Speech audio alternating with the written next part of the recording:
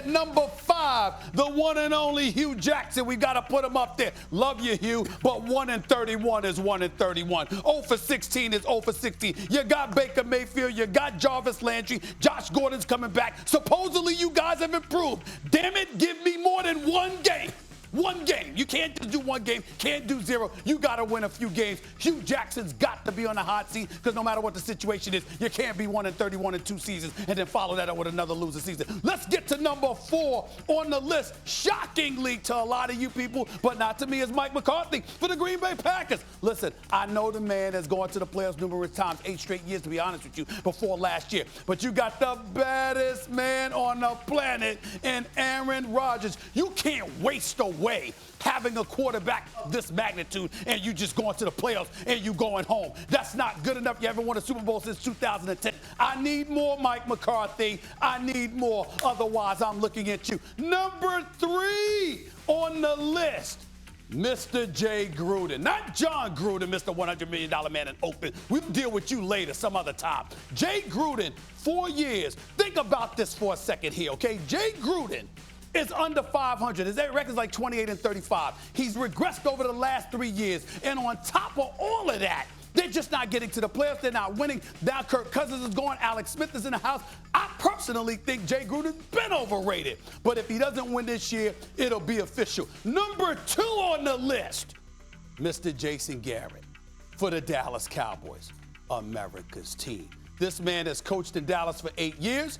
They've made the playoffs twice. He's got 1 playoff victory in 8 years, despite the assemblage of talent that Jerry Jones and Stephen Jones has accumulated for him. I've always said he's nothing but a puppet, but the bottom line is his official title as head coach. I don't think he's good. He shouldn't be there, period. And the bottom line is if he can't get it done today, this year, you know what? It's time for Jerry Jones to move on. Number 1 on my list, we all know me. Who you think you're listening to? It's Marvin Lewis for the Cincinnati Bengals. 15 years in the city of Cincinnati. This man has not won a single playoff game.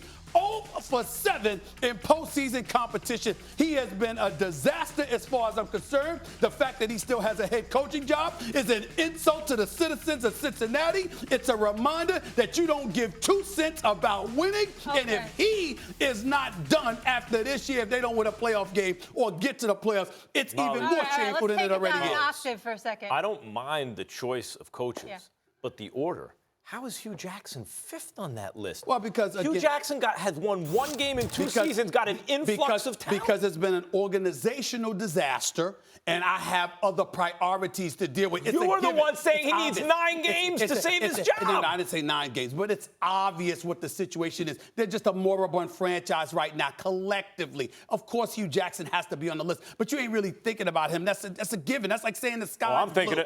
That's like saying the sky is blue. Right. In other words, he's so obviously the number one choice that you put him 5th? No. He's not number 1. He's not number 1 over Marvin Lewis. Marvin Lewis is 15 years and hasn't won a playoff game. 15 years. Dude, Hugh Jackson has coached 2 years, barely won 1 game. Forget about a playoff game. A regular season game. Stutter, they have from top to bottom. Got Jarvis Landry and Josh Gordon.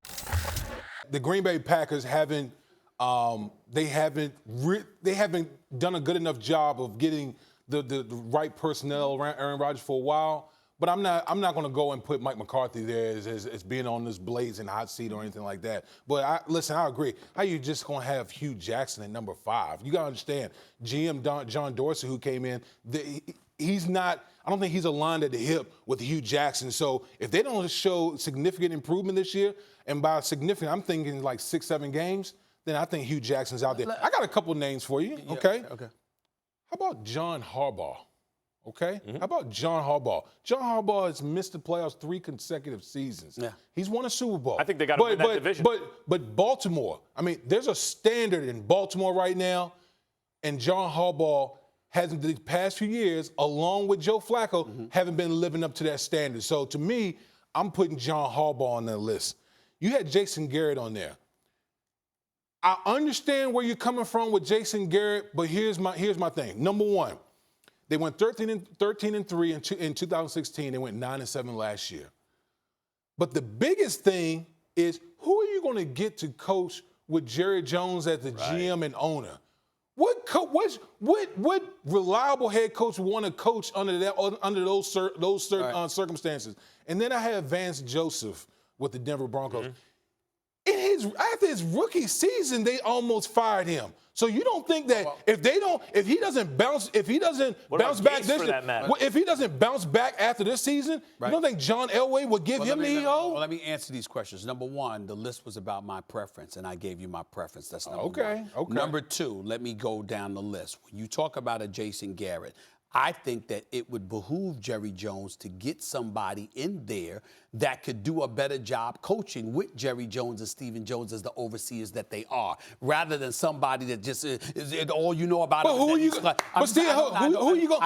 get? I'm not proclaiming to know the answer to that question. What I'm saying to you is that what I get from Jerry Jones is that Jason Garrett is that he's somebody that applauds and pats guys on the back, and that's about it. I don't like it. Number three, Hugh Jackson. Again, I'm not trying to say that, he's fifth. So as a result, I would get rid of other guys before I get rid of him. What I'm saying to you is, as I think about my list, it's obvious to me. Hugh Jackson was an obvious thing. When I look at the other guys, I'm pointing to Marvin Lewis, 15 years without a playoff victory. It's an abomination what ownership has done to the citizens of Cincinnati. When I think about Jason Garrett, I think about a puppet. When I think about Jay Gruden, I think about a man that has his job basically because his last name is Gruden. When I think about Mike McCarthy, I'm saying how many coaches have had the greatness at their disposal of an Aaron Rodgers. It's not that he can't coach. It's not that he hasn't produced anything because they've got to the playoffs. He's got 10 victories and 18 playoff games